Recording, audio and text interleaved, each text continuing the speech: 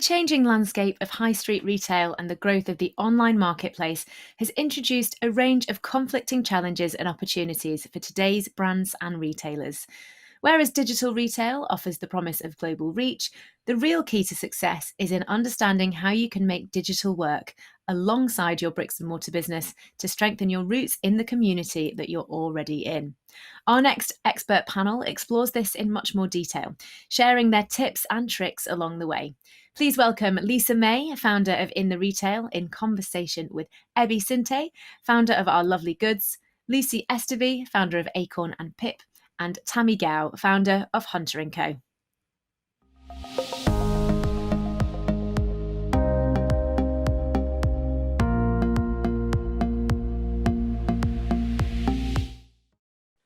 So guys, thank you so much for joining me for this digital retail masterclass, specifically looking at how brick and mortar and digital retailers are actually the perfect partnership in terms of really creating success within a modern retailer. I think there's just so many challenges that we've had within this just ever changing landscape, which is retail, whether it's COVID and Brexit, whether it's just the huge competition that we're seeing from such large organizations like the ASOSs of the world and the Amazons. But I do think that both brick and mortar businesses, along with online retailers, really need to be able to provide this omni-channel approach, not to just survive in these moments, but also to really thrive. So I'm going to jump in first of all with SEO. And I think we can all identify that more than ever, consumers are turning to Google to find products and places to shop. I think from my perspective, I just want to encourage people to show up, to make sure that you're setting up those Google or Yelp and Facebook business listings, and not just the basics of your name, address and phone number. So just as sort of successful independent businesses within the digital space, what successes have you guys seen from Google or any other sort of listing that you've used over the last sort of like 9 months?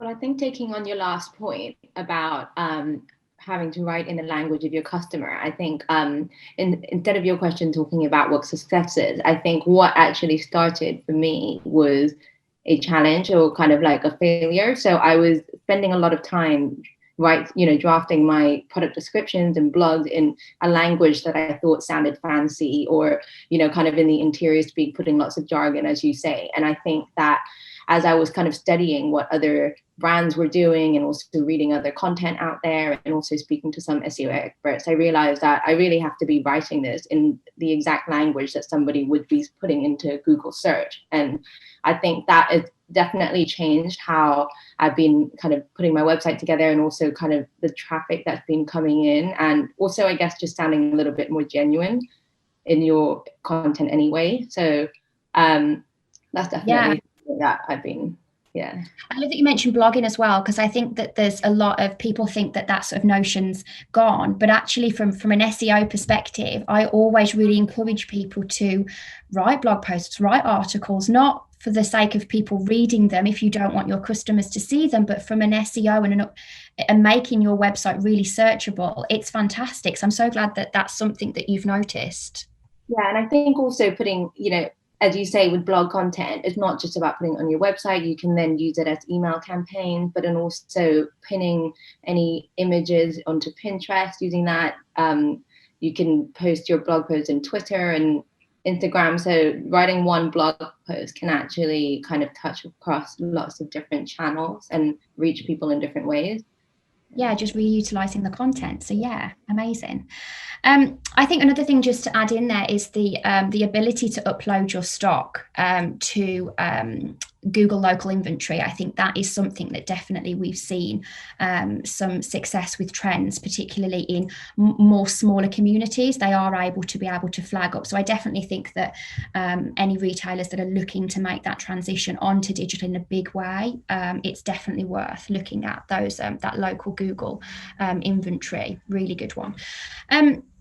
So next, and this is probably one of my favorite topics, I want to chat to you guys about focusing on creating content that helps your customers fall in love with you. Because the more and more we read, the more studies are showing that consumers are wanting to shop with brands that, you know, align with their values, and brands that they feel connected to, and brands that they feel that they resonate with them. You know, and always encouraging people to tell your story, talk to me about your product, give me that behind the scenes look at what is happening behind the digital space as well as the physical stores. You know, give us a sneak peek. I think that there is a little bit of a secret sauce at the moment, you might call it, about focusing on building your brand's customer base rather than just chasing those immediate sales, because I'm sure you ladies will agree with me, it's quite exhausting, the constant chase. And Mary Porter said right at the very, very beginning of the pandemic, she said that brands that will survive this, as in that they'll survive the pandemic, are brands that you will want to buy into and not brands that you simply want to buy from. And I think that that is so key. You know, I'd love to hear from you guys in terms of, you know, where do you feel like maybe you've had to step out of your comfort zone a little bit and go, oh, I've got to put myself out there a little bit more. But have you seen that success? What is the success that you've seen from that? Whether it's social or sales, do you know what I mean? What has kind of triggered things off for you? I think for us, when we first started out, this topic resonates quite a lot with me, because when we first started out, we were kind of trying to portray like a very polished sort of brand look on social media, and just, you know, really nice product pictures, which are obviously important, but just kind of looking very polished and very professional and stuff. And I think as we've kind of learned and gone along, we have kind of shown ourselves a bit more. So we are like a family-run business, and I think people do quite like to see the people behind the brand as well. So on social media, we've, you know, tried to incorporate as much as we feel kind of comfortable doing, bits of our personal life and behind the scenes of, you know, what we do day to day, and that has definitely like help people to kind of buy into the brand as well. And I think also in terms of the content we create, we try to also really make it feel like the customer can kind of dive in. Like the pictures that we take, we try and kind of make them portray like, you know, slow living, you know, cozy kind of lifestyle, the things that our brand is like about. And it just kind of helps people to see themselves using the product rather than kind of just like a hard sell of like, oh, we've got this candle or we've got this and that. And it's just, yeah, it kind of helps people kind of delve in to the brand a bit more. Yeah, definitely. And I think that that's something that I talk a lot about, in the sense of during the pandemic, you were probably the most relatable and the closest that you're ever going to be to your customers, because we were all going through the same thing, whether they were your customers or not. We were living through the same thing. And I think it just made us so relatable and much easier to connect. And I think as soon as people started to go, God, yeah, they'd love to know what that fancy breakfast I was cooking the kids, you know, 30 seconds before I was attaching them to the computer. Like, it really resonated with people, and they just got such great engagement and connection from them. Lucy, is that something that you've seen within your business, just allowing maybe a little bit more of an insight? Yeah, I think as a business, it's always been kind of run from the heart. And I think most small businesses would say that's exactly how they run their business. And we have always, or I have always used my social media to kind of let people in and see that we are small. And I think I kind of used to be afraid of people knowing how small we were as a business, but actually I love being small, and I love showing people, you know, I'm just writing my emails whilst the kids are next to me and the baby is just thrown up, or, you know, whatever. Like, this is how we run our business, and it's why we do it. And it's because, you know, it's kind of how, it's the only way we can do it. And I think when the pandemic hit and all of a sudden, so we have a store, so it was quite easy for me to kind of show people behind the scenes in the shop. But when the shop was closed, you know, there's none of that to kind of show. So it was showing people behind the scenes at home. This is how, you know, this is how the shop is going to run for the next, you know, what we thought was going to be a few months, but, you know, little did we know.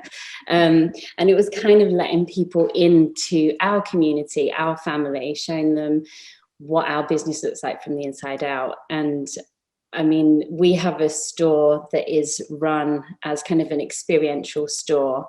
We have the cafe in the shop, and we used to have a play area, and as well as the store. And that was kind of the way that retail was going until COVID kind of kiboshed that. So we've kind of had to take that experiential retail and kind of throw it out in a different way. Our customers really like to see what our products look like in situ, and kind of how our store runs as a family concept store. So we've had to use social media to show that without the store, which is really hard, but we've kind of done that through inviting people into our home, showing them how we use the products with our kids. And so I had a baby actually the first week of lockdown, the first lockdown. So it was quite nice to kind of have people there with me, because I had no friends around me, I had no family around me. My family, but, you know, the family you need as well. And so it was really nice to kind of let people in to see that. And it really grew our community further, solidified our community for sure. And it was really heartwarming to know that people were wanting you as a business to succeed. The pandemic, they wanted to go along with you. And I think everyone would kind of agree that that's definitely the way it's going in 2021. People are buying into the people running the business. People are buying into your story, your vision, your values. And it does help to take them along with you. Sometimes, you know, you have to kind of put barriers in place. You can't just let them, like, you know, be in the bath with you. But it's still good to show them the human side of your business. Yeah, I think you talk about it as if you sort of like solidified this little tribe of people who were just like, you know, coaching you on and wanting you to sort of do well, like for them really, as well as for yourself. And I quickly just want to jump on your point that you said about COVID's done a kibosh to your in-store experience. And I couldn't disagree anymore. I think that to purchase online, but I think there is going to be there's going to be more need, more desire for people to have reasons to come into stores, whether that's they want to learn about their products, whether they want to test their products, whether they just want to talk with their neighbours about their products. I really think that we have been surrounded by certain members of our family for a certain amount of time, and as soon as we can, we are going to go wild. I think you're going to have to look at it differently. I think you're going to, whether it's, you know, workshops or education or guest speakers, I think that actually to own a retail space within whatever the moment's going to be after this, I think it's going to be really exciting. But I don't think it necessarily has to be a focus on selling. I think it's that there is going to be a place for it. So yeah, you be excited about your retail store and all the things you can do about it, because I think it's that kind of that touchy-feely retail experience that I think we all used to enjoy so much when you'd go into a store and like you'd see a candle and you'd pick it up and you'd smell it and you'd really kind of buy into that really tactile experience. And I think that obviously has had to stop. And what it will look like next, obviously, there will be a resurgence of in-store retail experiences. You know, people are so nostalgic about shopping with their friends and their family and finding these treasures in store, because the joy of going shopping will never die. It will just look different, and that's kind of our position, isn't it, to kind of jump on that and show what physical retail can do. And I think that's what's key. I think it's the you know, you mentioned about going shopping with friends. Like, I think that's an experience. Like, I may decide to purchase everything I need online, but I am probably going to want to still go and experience something with my friends and go into that space. Yeah, I might make some purchases. And I think that's just where you've got to, that's where the compromise is. And I think, you know, that's where the digital is so important. But many people may disagree with me, but I think there is always going to be a space for physical needs in terms of shopping. Online, you have there is so much competition out there as well. So, and sometimes I think customers get so overwhelmed by how much choice there is out there. And also, you know, I always find that when I buy something, I enjoy the experience most when I'm not actually looking for it. I'm kind of shopping, you know, walking down a high street and you see something and you buy it. And sometimes you don't know that you want to buy something until you see it. And I think when you're online and you're kind of going, okay, I want rugs, and then you just type something in and you see, you're kind of overwhelmed by all the choices. And I use rugs as an example because we sell rugs, and actually online, we've never really had much traffic or sold many rugs because they are quite expensive. And then when we had a pop-up for 2 weeks, it was really interesting to see that the number of people that were coming into our store were going straight for the rugs, feeling them, and I sold more rugs in those 2 weeks than I did in the last 6 months online. And clearly, as you said, Lucy, the whole touchy-feely experience is really important. But also, when you're buying something that's a little bit more expensive, I guess you just want to like be able to touch and feel it. And yeah. Do you think that you'd maybe nurtured those customers? It wasn't a case of just cold customers were coming in and buying rugs. Do you think you'd really nurtured them on that digital space, and then it's like the opportunity to shop it in real life, they're then jumping on it? Is that maybe what it was? Exactly. So when we had a stall at the House and Garden last year as well, and I think we kind of put a lot of like you know, saying on social media, we're going to have a stall there. And actually, it was really nice to see the number of people who came and said, oh, we've been following you for a while. We love your products, but it's really great to actually be able to see your products in person. So that's why they took the opportunity to come and look at the products. And then they were sold in that way. And I can understand why when you're just looking at things online, you're not sure. So I agree with you that even though I'm an online store only, I really am looking forward to the opportunity to be more physical when things start to open up. Fingers crossed. Giving them that opportunity. Yeah, really good. So that kind of is a really great segue into my next topic, which is just about capturing your audience. And, you know, what we hear a lot in the digital world about sort of call to actions, and that sort of you, in order to be able to really like nurture those customers, like, you know, you've just mentioned, Tammy, you have to be able to capture them. You have to be able to, you know, get their details, whether that is on social media. There slight challenges around social media in terms of the algorithm and the noise, you know, but some sort of simple call to actions on your website that, you know, you're not converting them instantly into a sale, but it's that nurturing, that ongoing building of a relationship. It allows you to build that like, know and trust factor. You know, people traveled however far to see you and your business, Tammy, because they'd learned to like you, to trust you, to know you. And that's kind of what you do if you're really sort of wanting to move things into a digital presence. You've got to be able to capture them. I'm going to talk about a few examples that I often refer to, but I'd love to hear from you guys on in terms of what you've used and seen in the past that's worked. Obviously, that you've got your pop-up on your website in terms of joining a mailing list. My only recommendation would be that it's after 20 to 25 seconds.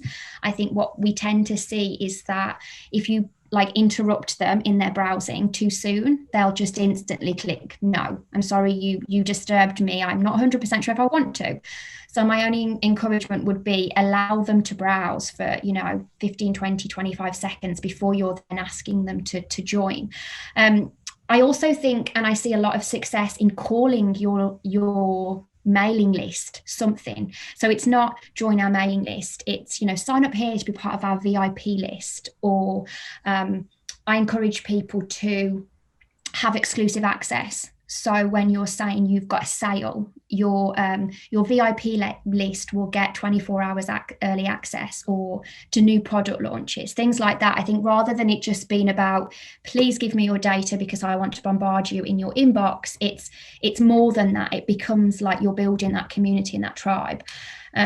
And also, obviously, there's the downloadable freebies. I think that's a really good way of getting people, because it's not just giving their email, there's an actual exchange. It's an exchange of something, whether it's a how-to guide or a video or a downloadable. There's lots of downloadable colouring illustrations for children to do during lockdown. I think my only advice there is make sure that whatever your download is, it's really relevant to your customer, because there's no point doing a colouring download that's perfect for mum, but actually your ideal customer is maybe somebody who doesn't have children. I think in terms of making sure that whatever you're offering them really aligns with you and your customer, I think that's really vital. Is that something that you guys are conscious of, being in that digital space, of making sure that even if you're not capturing that sale, you're mindful of what's happening on your website to capture them? Lucy, is there anything that you've sort of used in the past and seen success from? Well, I mean, I've spent a lot of time working out how much it costs for me to get a customer onto my website.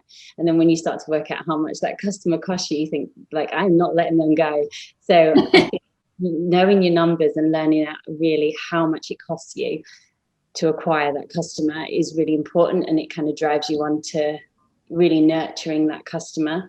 So we do have, we have thought about like lead magnets and things like that before, but our customer is quite diverse, so it's been quite hard to pin something down. So we do offer a discount, and then we segment our email list out to quite an extent that we are really talking to the right person. So our messaging is as close as it can be to that person. So we don't tend to just send out like blanket newsletters, which we never call them, but that kind of thing. So we try to really understand who our customer is, who we are talking to, and it helps us to kind of nurture that customer in the hope that they will stay with us. We will be top of mind when they've got a birthday or for Christmas or for any sort of event in their life that we could be of use. So I think knowing who your customer is and really talking directly to them is a really good way of keeping them with you. Because once you've got them, well, you know, it's great to have them with you. So you don't want to let them go. And obviously you don't want to spam them. So talking directly to them is really important, whether that is through email, or I know there's like some companies that you can sign up with, like as in marketing, email marketing things where you can text them and things like that. Yeah. I've always felt like that was perhaps too way out of my comfort zone. And I think as a consumer myself, if I started getting text messages, I would think, oh gosh, here we go. So I don't do that. But I know, you know, some companies do it really effectively. So there's loads of ways to communicate with your customer. You just kind of have to know your customer and know what you think they would respond to. Yeah. I think as well, just off the back of what Lucy's saying, touching on email like marketing and things, we also kind of are quite conscious that our customers are probably, you know, quite spam averse, as I think most people are, and so we don't even call our newsletter a newsletter. We call it like an edit, and it's like a monthly edit that we do, and we try and put in content that is just got nothing to do with kind of selling, but content that we know that they're interested in. So we do like Spotify playlists sometimes, like for the season, or even sometimes sharing like other small brands that we've found, like, you know, in the month or something, just content to kind of keep them wanting to read the newsletter, and as well sharing behind the scenes of things that we are working on, so getting them excited for things that are to come, even though it's not maybe already out yet. So it kind of builds the excitement in the customer too. So those are sorts of things that we've seen that have worked quite well in terms of kind of building trust in us, because we're not just spamming them, and also just kind of getting people interested in what we're doing. Yeah, I think that it's interesting what you've both said about the spamming, and I think it's good to kind of work on like a serve, and then sell basis. Just make sure that you're giving them a lot more than what you're actually asking for them back. And even, you know, even if it's that really great behind the scenes video of you making your product or packing deliveries or, you know, unpacking newness, whatever it is, there is still a subtle element of selling to it, but it isn't as brash and as bold as click here to shop this link, which is what people don't want to be seeing all the time. So I think it's really interesting that it's about giving them more to be part of this list, but also that exclusivity, which is why I think giving them early access to things, not just to get new people on the list, but the people that are already there, like Lucy said, keeping them on there because they know that there's value in being on that list. And really, it's just this psychology of nurturing them to a point where I think it was Lucy that said, you just need to be top of mind. Like, you don't need to be that person they need to shop with 24/7. You just need to be the person they think of when they do need something. And the subtle sort of like, I don't want to say drip feed, but the subtle drip feed of content and just your presence is a really, really savvy yet subtle way of doing that.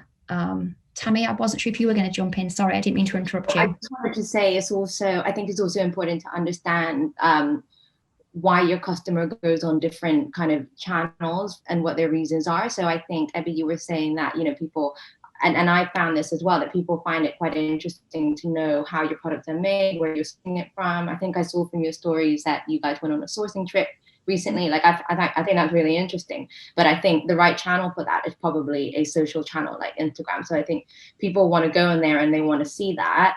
And they, everyone's inherently a little bit nosy. So when they see stories or photos and they're like, oh, that's really interesting. And also it really helps them buy into the brand. But when you're sending emails, they might not necessarily want to see an email of a video, a photo of how your product were made, because the reason why they use emails might be for getting information or, do you know what I mean? I just think that there's also maybe a place for how you want to be reaching out to your customers. Mm-hmm. So I think in terms of discounts and new product launches, we use email campaigns for that, because I think people are happy to receive like short and snappy things that they know also it's for their benefit rather than yours. And then the storytelling might be more on a channel where there's more interaction and engagement. Yeah, I think that kind of that really leads me into the next kind of thing that I wanted to mention, which was that digital marketing strategy of making your social media, whether it's organic or paid, kind of partner with getting them onto those platforms that you own, whether that is your mailing list, whether that is your website, and just working together, I suppose. And like you said, it's that nurturing them, it's getting them to like you, it's showing them the behind the scenes that then allows them to jump from that social media follower to that I'm an active, warm client here, and I want to know when new products are coming out, when you've got new deliveries. And it's just that jump, which actually is really vital. And I think that sometimes you can get into the habit of just firing out social content, and then it's like, oh God, I've got to send a newsletter this week. Like, I have to do it because it's what everybody tells me that I should be doing. Whereas I think allowing them to work together is where you really see that success, and knowing what social media is about.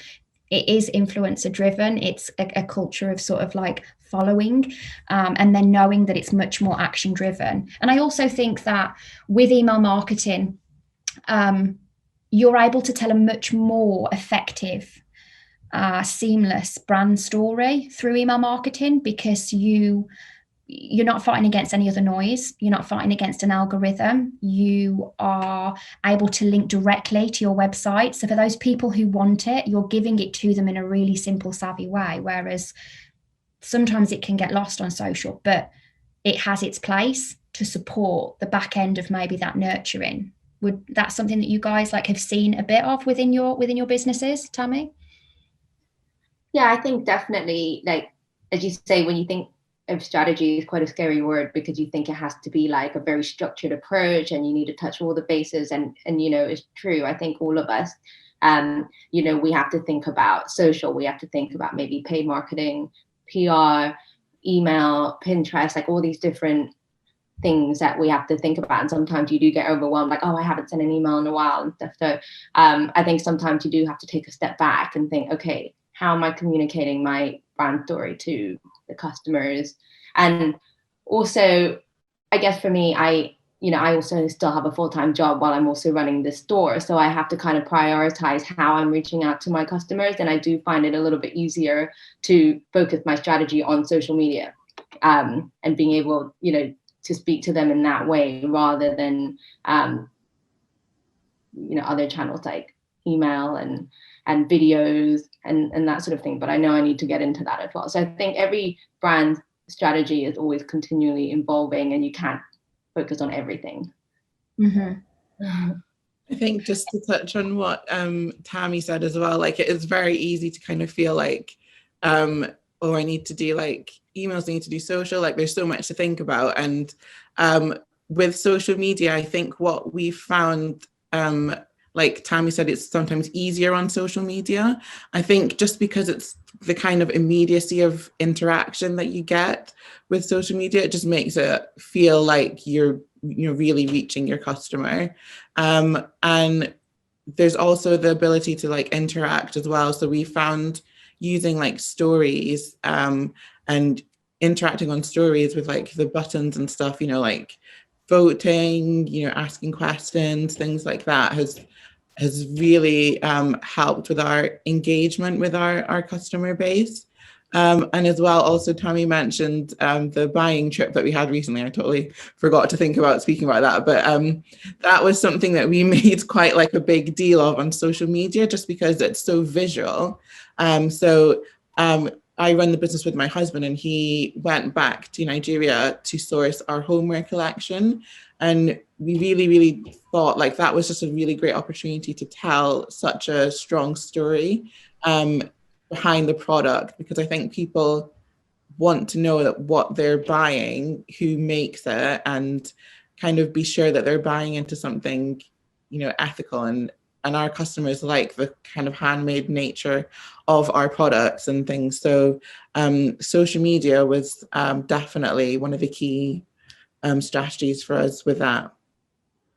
While we're here, and I do know that there is obviously a panel specifically talking about social media, so I don't want to delve into it too much, but I would love to get just some thoughts around influencer marketing, because I've experienced, when done well, it can be really, really effective. When you can when you talk about social media, your following or whatever it is, you can either sort of like buy it through paid ads, you can build it organically, which is a hard slog, or there's this notion of borrowing and leveraging somebody else's audience. And I think the beauty of doing that with an influencer is that it's done in a really authentic way. And if you can find that great partnership between influencer and brand, I think that's where the magic really happens for this platform. And I know some of you have used this, so I would love to hear, and share with the community what like your experiences have been to influencer marketing and some of the successes that you've seen. We've had some really good success with influencer marketing, and I think probably beforehand, a very first one, I probably didn't realize that it was such a great match, and I kind of just thought, oh, this is fantastic. And then the second time I thought, why has this just gone so badly? The first time went so well. And I think it's because you really have to like put in the effort to find out the exact match.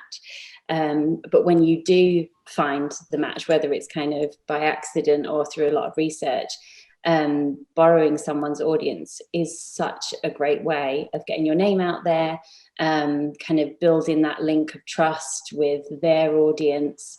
It can be a really great buy-in, but I think it can be really difficult to cut through the noise, because I don't know about everyone else's inboxes, but it can be quite noisy with hi there, would you like to collaborate? And then you have to go, oh no thanks. So sometimes it can be quite noisy, but when it kind of doesn't, for me, it's never happened that way. Like when the emails come in, like, would you like to collaborate? It's never those emails that I have ever taken the opportunity to do. So it's always been through people that I've got a genuine connection with, and they follow our journey and we follow theirs, and you can just tell that their audience is your audience, and it can be a really great way to grow your following and find more customers.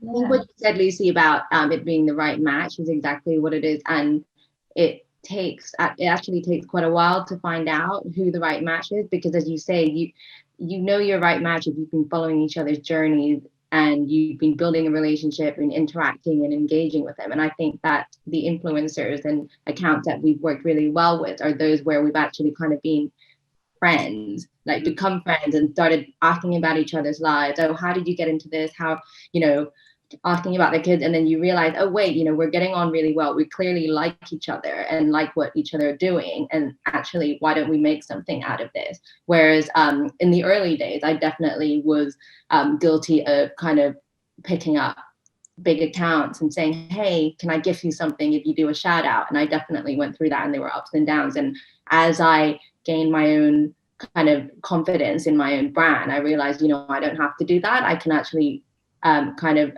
form better and more effective collaborations with people. And also it's not about how many followers they have. So I had the opportunity to collaborate with an influencer who's actually quite in the public eye and had, like, you know, millions of followers. But obviously I'm not going to name names, but they wanted kind of 6 or 7 items from my collection, which is quite a lot. But because they were such a big influencer, I said, okay, well, I'll just gift you as much as you want. Whereas in the past, maybe I've given 1 vase or, you know, 1 item, and if they've been completely happy with it. And sometimes they don't even ask for anything. They said, no, I'll just do a shout out, or we can do a giveaway, but you don't actually have to give me anything. And that's when, you know, you really appreciate that.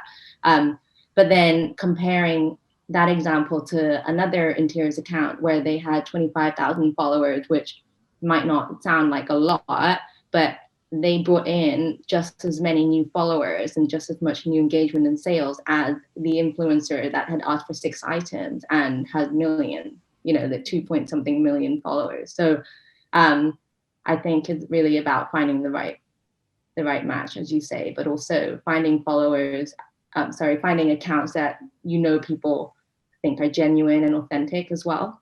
Yeah. I think as well, like what both of you are saying, like I was definitely sucked into like looking at numbers and like they had like nice pictures, so they'll probably do a good job and things like that.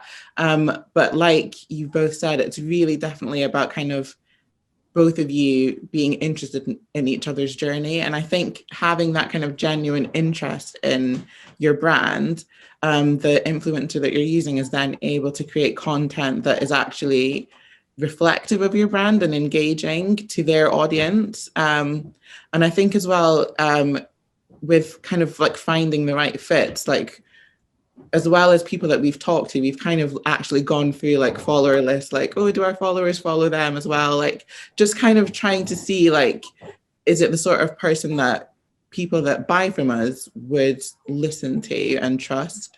And so, yeah, it's definitely a huge aspect is kind of that trust thing as well, because you don't want to just kind of send out products and it's not a right fit for the influencer either, and then their audience is thinking, why are you advertising this? It's a bit odd. Yeah, definitely. I think there can be a little bit of negative conversations around the influencer marketing, but I just think it's because you haven't found that right fit. Both, and it's not just about, I think what you just said there, it's actually about getting the right fit for both of you. It's not just about the brand going, okay, you're going to get me more followers and hopefully more sales. It is about that feeling authentic and really, otherwise they're going to lose their trust through their audience if all of a sudden they start to talk about things that don't seem to align and aren't talking about what they've previously been talking about. So yeah, but I know there is a social media specific panel where they really do look into this, but I was just keen to get your guys' thoughts on it. I'm going to do a bit of a 180 now and just ask you a little bit more about obviously delivery methods are there are so many growing trends at the moment in terms of not just how you're serving your customer, but how you're delivering and really showing up and finishing that end transaction, to your customers. We're seeing obviously the rise of click and collect, which has obviously been great in terms of some of the issues that we've seen within the postal systems. And then we're also obviously seeing some more unique options arising, particularly with localized deliveries. And this is kind of why I want to tap into a little bit in terms of if you have got a physical store, what are those localized deliveries that you can do, whether it's sort of like curbside pickups or things like that, because I think that there is this struggle with maybe people are not wanting to venture into their high streets to do the click and collect side of things, but also if this is the audience that you're worrying about and this is the consumer that you want to serve, you know, I do think that you're in a place where just ask them, just ask how they want to be served and how you want to deliver to them. And I think you'll be pleasantly surprised that some of them will happily want to, you know, come to your store to be able to get it. Or, you know, I think there's a lot of next day delivery if ordered at 12 p.m. or something ridiculous like this, and it's like, you know, you can't commit to some of those things. Do you know what I mean? Like, it's just not possible. And just feeling as a slightly smaller retailer to feel quite empowered in terms of, well, no, we only have the 2 postal days every day through the pandemic, because we've not wanted to queue up every day at the postal system. And I do think that is something that, as a physical retailer moving into that digital space, it's a new skill to stretch, because normally she walks into your store, she picks it and she walks out, and that delivery isn't something that you've ever had to sort of like challenge. So Lucy, I'd be really interested to know the sorts of things that maybe you had experienced over the last sort of couple of months, and how you've been able to really serve your customers where normally they popped into your store, had a chat and gone. What has that new unique delivery look like for you? What have you been testing and trialing? We've always been online. So we were online before we had the store. So our online processes have kind of always been there, have been challenged for sure in these last 9 months, but we've always been able to offer our postal service. But in terms of the actual shop, we've always done click and collect. It was always a part of our website design. But it's been used during the pandemic, which is fantastic. The first lockdown, we actually did delivery. So we just, I think it felt almost like the first lockdown was kind of almost a bit scarier, and people really it wasn't even an option to ask people to come to the store to collect things. So if they had selected click and collect, we would just deliver it to them. But we did have a brand new so we were like umming and ahhing whether it was the right thing to be going out with a brand new baby in a pandemic. So we kind of knocked that on the head, and all our customers were extremely understanding. And then second time around, we did click and collect. It was before Christmas, and it was just so busy. People, even that weren't even that close, wanted to come and click and collect because they wanted to get in their car, drive, get out their car, walk, pick something up and go home. So we felt like people were using it as a bit of a day out. And then we've carried on click and collect this time round. But it's January, there's a dip in sales. People aren't chomping at the bit to go and buy presents and things like that. So we're just kind of looking to see what people want to do. We can only offer 1 day click and collect in the store because of the homeschooling situation. But I mean, I don't know how you found it, Abby, as well, but our customers have just been extremely understanding. Like, we've said to them, oh, we can only do click and collect on a Friday. And they're like, oh gosh, no problem. Like, it's fine. I'm not in a rush. Like, people just seem to be really nice, and it's so refreshing. And I think it's because there's this kind of absolute opposite with Amazon saying, you can order it now and you'll have it in, less than 24 hours. Whereas we're saying, please order with us and you can collect on Friday. I know it's only Sunday, but you're going to have to wait all week. And they're like, oh, that's absolutely fine. So it's kind of a real refreshing change from this super like uber fast now to kind of just slowing down a bit. And people seem to be on board with that, which is amazing. Yeah. Oh, well, good. And I do think that it is just, I love what you said in terms of people have just been so understanding. So yeah, I think definitely just ask them what they want. I also think as well, the click and collect thing pre-Christmas will have you may have asked them to wait 7 days for it, but the amount that they could have possibly waited for a postal delivery could have been a lot longer. So it's just the security that they can pick it up and, they know that it's going to arrive on time because that's the time that you've sort of committed to them. So the last thing that I want to discuss with you lovely ladies is we've talked about a lot of different things, and I think, and somebody, I think it was Lucy, I think you mentioned it a little bit earlier in terms of just really understanding your numbers, your data. We have talked a lot of different ways in which we can try and encourage traffic onto our websites. When you come to a physical store, that it's a little bit more limiting. You know what works, you know what works for your customer. I think when you move into that digital space, there's so many more variables, there's so many more different things to contend with, whether it's, you know, social media, whether it's paid ads, email marketing, search engines like Google and Pinterest, and all these different things. I think it's really important for a business, but also your sanity, to just really understand what's working for you and your customers, what's resonating with them, what's having results. You know, it's not about trying to do everything. There's a lot of noise telling us all the things that we should be doing, but really focusing on the things that you and your business and your consumers are seeing to work and have impact. You know, we have seen increased amounts of browsing. So, you know, I would encourage people to really look at their websites and see, do they have those loitering areas, blog posts, customer reviews, gallery walls, lookbooks, inspirational things? Do you have those on your websites? Because I think, you know, we've seen a trend in more browsing. You know, social media, we know that social content on social media is having much more reaction than it did pre the pandemic. And then also Pinterest went through the roof last year, because people not only have time to browse, but they've actually got the time to sit and read blog posts and customer reviews and learn about a business. You know, customer trends that we are seeing, and you know, seeing how they're working, but also seeing how that's working for you as a business, and not necessarily just keep going. You've all said I think it was Tammy and Abby said that you really feel comfortable in that social media world, and you find it easy because you're managing so many other things. And I think it's about holding on to that and going, this is what works for me. I can fit it in to my time. I'm not going to try and exhaust myself at doing too many things.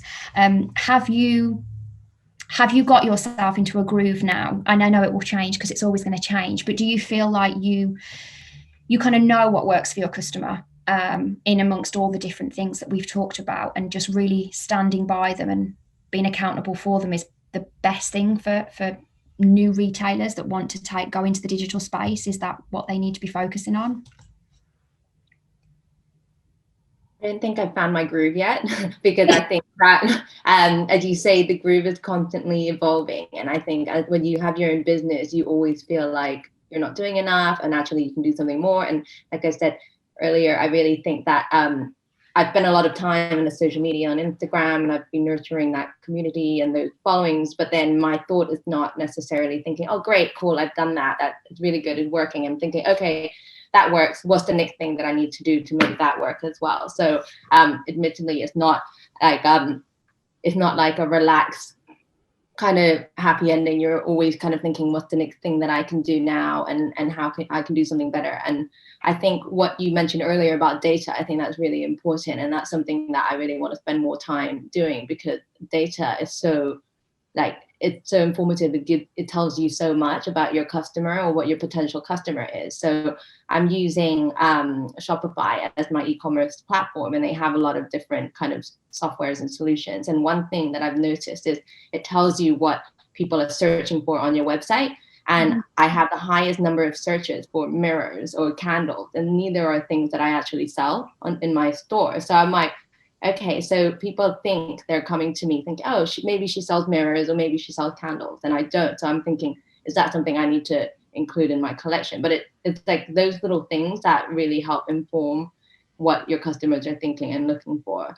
And also, you know, when you send emails out, if you're using MailChimp, it really tells you, you know, what links people have been clicking on. And I noticed that if I have a sale, or if I'm doing a product launch and I want to show a few different images of products, and then at the end I have a see all, actually the majority of people look at the see all, and I spent hours deliberating, okay, which image should I put in this email to capture their attention, when actually most people are like, okay, show me everything you've got, I'll go and have a look at it now. So like, data is really important. So yeah. Well, yeah, I think, I know I that answered your question, but no, it definitely did, because I think the point is you gain a more educated opinion of your own business. Like you just said that Like I would be thinking, oh my God, I need to get candles and mirrors. But I'd also be thinking, so why do people think that I sell candle and mirrors? Like, what is it that I've done to get that reaction? I think, it just really makes you more rounded and more sort of educated upon how your consumer is perceiving you as a brand, if you're tracking and if you're understanding and the link click-throughs, those things, you get it a lot. It's like, you create a whole entire email with like 32 different really bespoke links, and then at the bottom it's like, shop the entire collection. It's like, I'll do that. Like, they sometimes just want the most straightforward option. But no, that definitely answered my question. Anybody else, either of you have anything you want to say in terms of just understanding like the numbers behind the business? I think it's just so important to just know your numbers inside out. It saves you so much time going forward. I think it was Mike Tyson that said everyone has got a plan until they get punched in the face, and that sums this retail year up for me. Like, we had such a plan last January and we were like, wow, this year's going to be so great. We know our numbers inside out. This is our plan and it's solid. And then obviously come March, we were like, oh, like, what's our plan say now? But because we knew the numbers, the plan could kind of stay, we knew what we were dealing with. We knew what our cash flow was looking like. We knew what our budgets were looking like.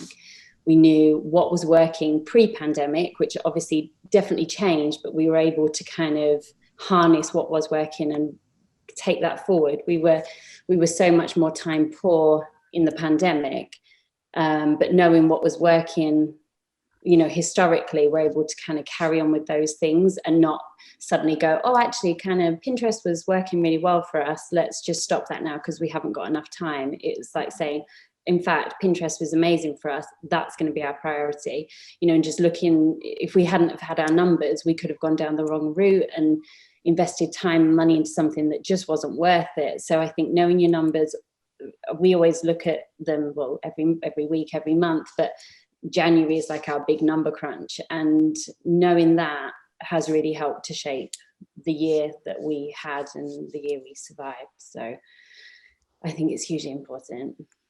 I think for us, I feel like we're like quite a relatively new business, so we've just been running for a year and 7 months or so. So understanding our numbers is something that we are like kind of just learning. So I've actually learned a lot from both of you just now. But from looking at our Shopify analytics, it's been really good to kind of see what items people are kind of looking for, like Tammy was saying, but also like what's kind of been like really popular at any given time.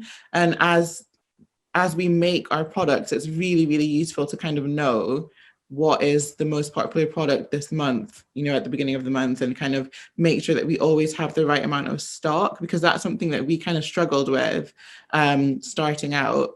And as well, during the pandemic, our website has kind of gotten so much more busier than we've ever been used to, because when we just started out, we were doing a lot of markets, like makers markets and things like that, and workshops and a lot more kind of in-person things. So our website was there, but it wasn't super busy. But during the pandemic, we've kind of had to understand the numbers and understand our customers so much more than we kind of ever have. So looking at kind of the back end analytics on our website has been kind of like a lifesaver for us. It's definitely a new skill. I think, and you like, it's definitely something that maybe not all retailers are used to. They, create amazing collections. They really understand great product, but actually to kind of step into that really uncomfortable position of, checking your numbers and just making sure that what you're doing is actually working and it has the return on investment, whether that's your time or financial.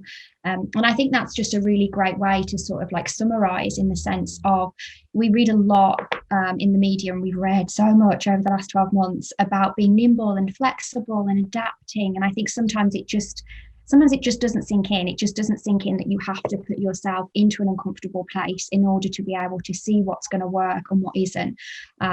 Just sort of embracing. I think that's just the key word, I think, at the moment, that I am saying hourly. Just embrace the change that is happening, because you stand a far better chance of fumbling through it and coming out in a small win than if you just are hell-bent on not doing anything differently and really standing by what you used to do or what used to work, or well, we did this before and it was great, and I'm thinking, oh, but that's not where we are now. So I think if you've already had to pivot your business, then absolutely great. I think it's amazing. If you're still in that process of doing so, then hopefully some of these things and discussions that we've talked about today will really inspire you to sort of make that give you a little bit of confidence, a little bit of a boost, a little bit of motivation to be like, yeah, I'm going to give that a go, because what is the worst that can happen? And it can only push my business in a better direction just by being more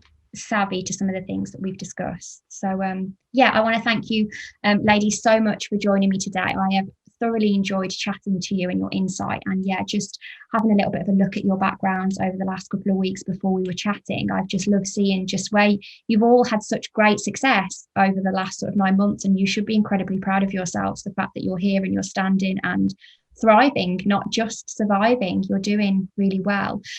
Finally, I want to say thank you so much to the Top Drawer community for obviously joining us and listening to what we've all had to say. And yeah, I hope it's been useful to you all, and we'll speak to you all soon.